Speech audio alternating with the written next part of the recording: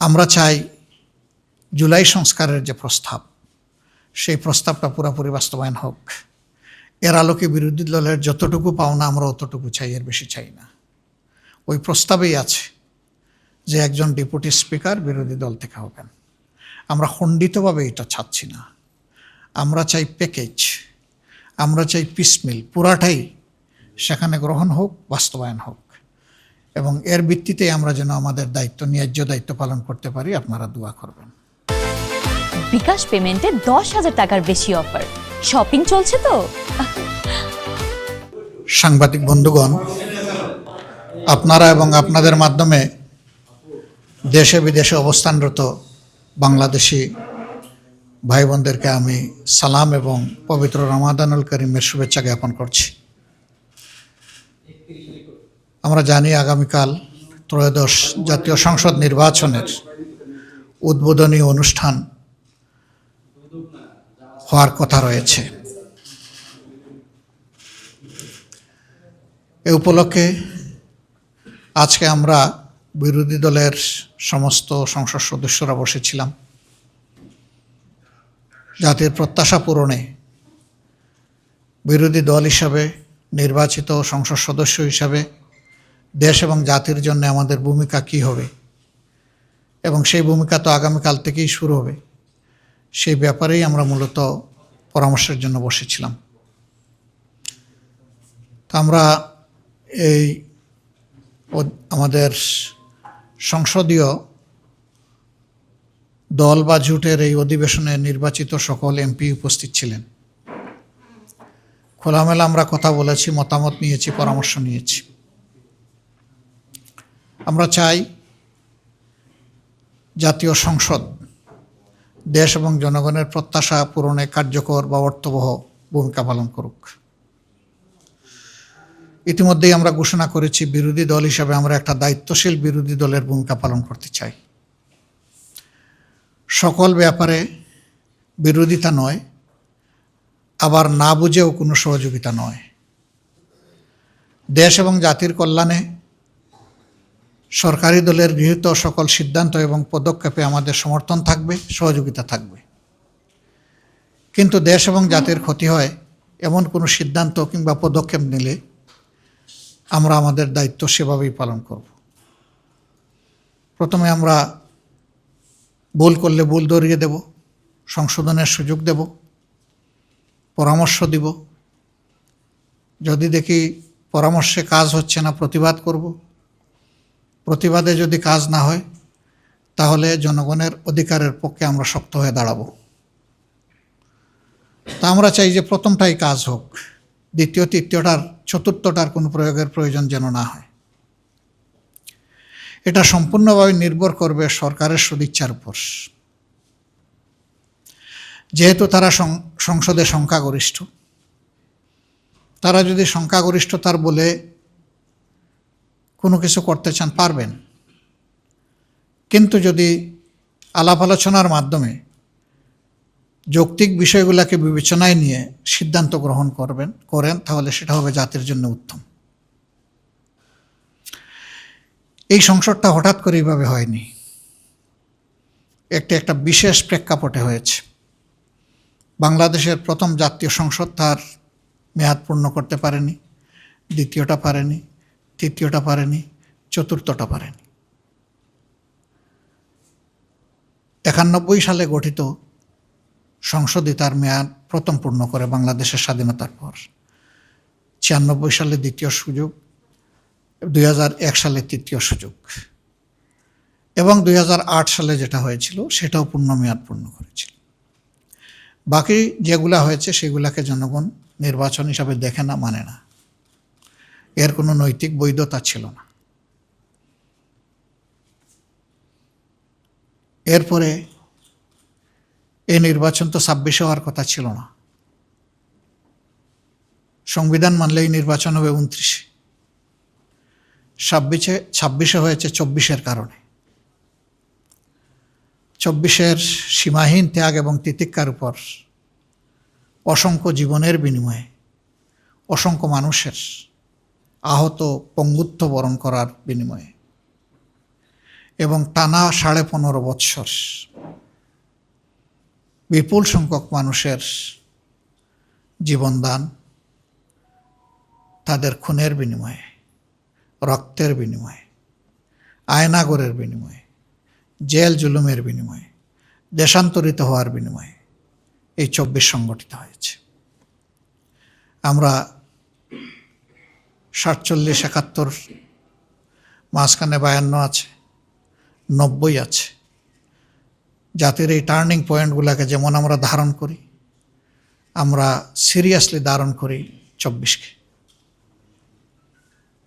দুইবার দেশ স্বাধীনতার মুখ দেখলেও স্বাধীন নাগরিক হিসাবে এদেশের মানুষেরা তাদের অধিকার ভোগ করতে পারেনি, বরঞ্চ দফায় দফায়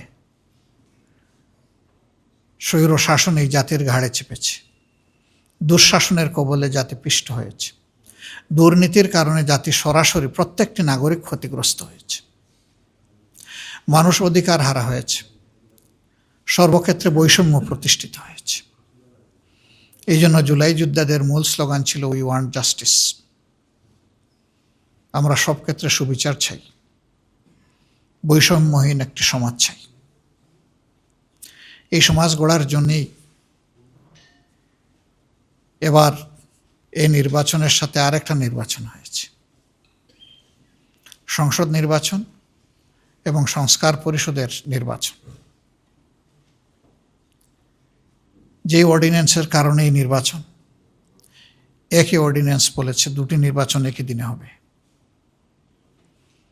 একটা সংস্কার বিষয়ে জনগণের মতামত, গণভোট, আর একটা হচ্ছে সংসদ নির্বাচন হয়েছে।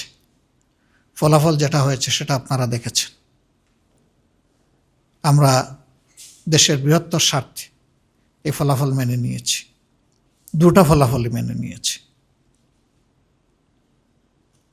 একটি নির্বাচনকে আলাদা করে আরেকটি থেকে দেখার কোনো সুযোগ নেই। এই নির্বাচন দুটি একটি আরেকটি সম্পূরক। বরঞ্চ প্রথম ফাংশন শুরু হবে এই নির্বাচিত সদস্যদের সংস্কার পরিষদের সদস্য হিসেবে, এবং তারও কিছু মেয়াদ উল্লেখিত আছে। এই কাজটি সম্পন্ন হওয়ার পরে অটোমেটিক্যালি তারাই আবার সংসদ সদস্য হিসাবে ফাংশন শুরু করবে। এই জন্যে ওই একই অর্ডিন্যান্সকে সম্মান করে আমরা প্রথম দিনে 2টি শপথ নিয়েছি। প্রথম শপথ হয়েছে সংস্কার পরিষদের সদস্য হিসাবে, দ্বিতীয় শপথটি হয়েছে সংসদ সদস্য হিসাবে। আমরা 2 জায়গায় শপথ নিয়েছি, 2 জায়গায় আমরা স্বাক্ষর করেছি। কিন্তু দুঃখের বিষয়, এখন পর্যন্ত সরকারি দল প্রথম শপথটি তারা নেননি। আমরা তাদের প্রতি আহ্বান জানাবো, আসুন জুলাইকে সম্মান করি। জুলাইকে সম্মান করলেই 24 থাকলেই 26 হবে, নইলে 26-এর অস্তিত্ব থাকে না। 24কে অমান্য অগ্রাহ্য করে পাশ কাটিয়ে 26 এই জাতির জন্য কোনো সুখবর নয়। তারা নেননি, আমরা আশা করতে চাই তারা নিয়ে এই কাজটি দ্রুত সম্পন্ন করবেন। তাহলে 24-এর এত জীবনদান, এত শাহাদাত, এত পঙ্গুত্ব, এত আহত, তার সার্থকতা পাবে। মনে রাখবেন যে এটা বাংলাদেশে যারা ভোট প্রয়োগ করেছেন তাদের 69% মানুষের পক্ষে রায় দিয়েছেন। এটাকে অগ্রাহ্য করার কোনো সুযোগ নেই। আমরা এর পক্ষে ভূমিকা রেখে যাব এবং আমরা চাইব যে 4টি বিষয়ে গণভোটে দেওয়া হয়েছিল তার সবগুলি হুবহু গ্রহণ করা হোক, বাস্তবায়ন করা হোক। আমাদের পক্ষ থেকে এই বিষয়ে সর্বাত্মক সহযোগিতা থাকবে ইনশাল্লাহ। বাকি অধিবেশন শুরু হলে আরও যে সমস্ত বিষয় প্রসঙ্গক্রমে আসবে, এই বিষয়গুলো নিয়ে আমরা আলোচনা করেছি এবং আমরা এটা স্থির করেছি যে আমরা অবশ্যই অপ্রাসঙ্গিক কোনো ভূমিকা রাখবো না, আমরা প্রাসঙ্গিক ভূমিকা রাখব। আমরা আগেই বলেছি, বিরোধিতার জন্য বিরোধিতা নয়, সহযোগিতা করতে হলে সেটা দেশ এবং মানুষের জন্য, আর বিরোধিতাও করতে হলে দেশ এবং মানুষের অধিকারের জন্য। এ লড়াই ইনশাআল্লাহ আমরা সংসদে করব, প্রয়োজনে এই লড়াই রাজপথেও হবে, এটা গণতন্ত্রের সৌন্দর্য। আমরা এই সমস্ত বিষয় নিয়ে হুটহাট করে আদালতে যাওয়াটা আমরা সহজে দেখব না, কিন্তু একান্ত বাধ্য না হলে। আমরা যদি একান্ত বাধ্য হই তাহলে হয়তো আমরা আদালতের আশ্রয় নিতে পারি কোনো কোনো বিষয়ে। তা আমরা প্রথমে এগুলা প্রেডিক্ট করতে চাই না। প্রথমে চাই যে সকল ব্যাপারে সংসদের যিনি অভিভাবক, যিনি সভাপতিত্ব করবেন, স্পিকার মহোদয় ইনসাফ করবেন, বিরোধী দলকে যথেষ্ট সুযোগ দেবেন। তাহলে গণতন্ত্রের সৌন্দর্য শুধু ফুটে উঠবে না, গণতন্ত্র টেকসই হবে। যে গণতন্ত্রটা এখনো বাংলাদেশ পায়নি, আমরা প্রত্যাশা করতে চাই এই ত্রয়োদশ সংসদের মাধ্যমে সেটা যেন বাংলাদেশ পায়। আপনাদের সহযোগিতা অব্যাহতভাবে আমরা কামনা করি এবং আমরা যাতে একটি দায়িত্বশীল বিরোধী দল হিসাবে 11 দলের নির্বাচিত সংসদ সদস্যরা আমরা দায়িত্ব পালন করতে পারি। আপনারা দোয়া করবেন, সহযোগিতা করবেন। আমরা দেশবাসীকে আরেকবার কৃতজ্ঞতা জানাই। তাদের রায়ের যেটুকুই প্রতিফলন হয়েছে, তারা আমাদের বক্তব্যকে ধারণ করে সমর্থন করে আমাদেরকে যতটুকুই নির্বাচিত করেছেন, ভোট দিয়েছেন, আমরা সকলের কাছে কৃতজ্ঞ। এবং এখানে আমরা আলাদাও করতে চাই না। এই নির্বাচনে সার্বিকভাবে অংশগ্রহণের জন্য আমরা দেশবাসীকে আন্তরিক অভিনন্দন এবং মোবারকবাদ জানাতে চাই। দেশের বাইরে যারা আছেন তারা আমাদের আত্মার অংশ। জুলাই পরিবর্তন, 71-এর মুক্তিযুদ্ধ, 90-এর গণ আন্দোলন, সকল ক্ষেত্রেই তাদের আন্তরিক সম্পৃক্ততা ছিল। বিশেষ করে জুলাইয়ের উত্তাল দিনগুলোতে শুধু বাংলাদেশ উত্তাল ছিল না, প্রবাসীরা যে যেখানে ছিলেন দুনিয়ার, তারা সম্পৃক্ত হয়ে গিয়েছিলেন, রেমিটেন্স বন্ধ করে দিয়েছিলেন।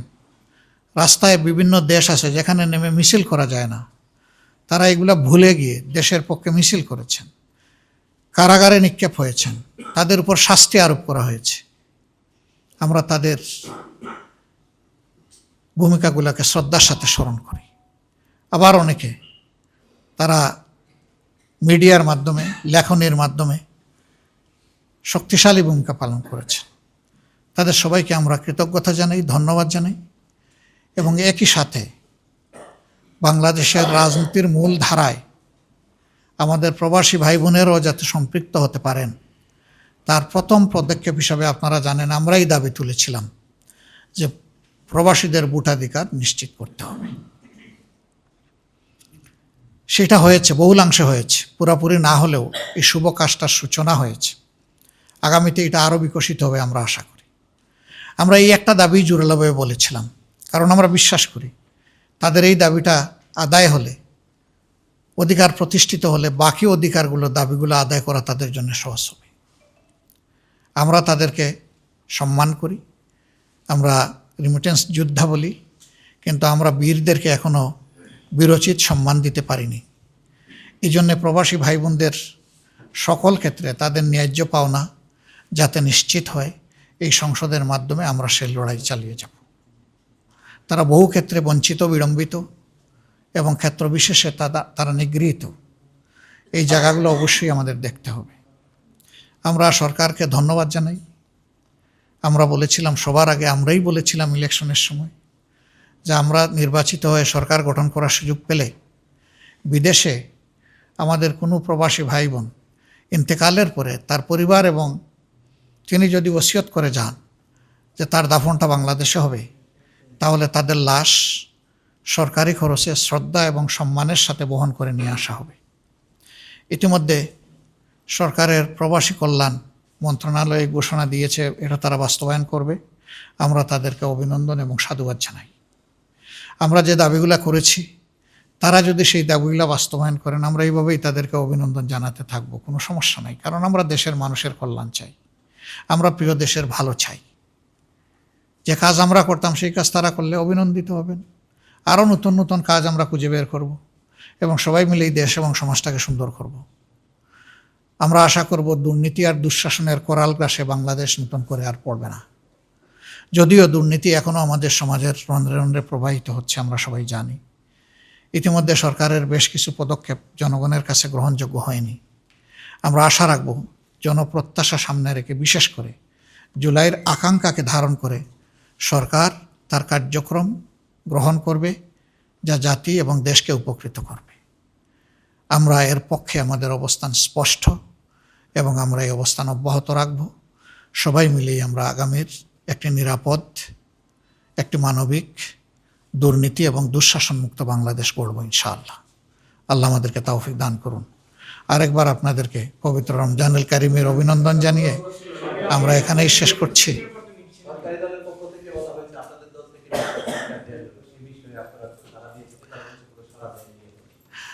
হ্যাঁ, তারা নন অফিসিয়ালি আমাদের সাথে যোগাযোগ করেছেন, কথা বলেছেন, আমরা তাদেরকে ধন্যবাদ জানাই। আমরা চাই জুলাই সংস্কারের যে প্রস্তাব, সেই প্রস্তাবটা পুরোপুরি বাস্তবায়ন হোক। এর আলোকে বিরোধী দলের যতটুকু পাওনা আমরা অতটুকু চাই, এর বেশি চাই না। ওই প্রস্তাবেই আছে যে একজন ডেপুটি স্পিকার বিরোধী দল থেকে হবেন। আমরা খণ্ডিতভাবে এটা চাচ্ছি না, আমরা চাই প্যাকেজ, আমরা চাই পিসমিল, পুরাটাই সেখানে গ্রহণ হোক, বাস্তবায়ন হোক, এবং এর ভিত্তিতে আমরা যেন আমাদের দায়িত্ব, ন্যায্য দায়িত্ব পালন করতে পারি। আপনারা দোয়া করবেন।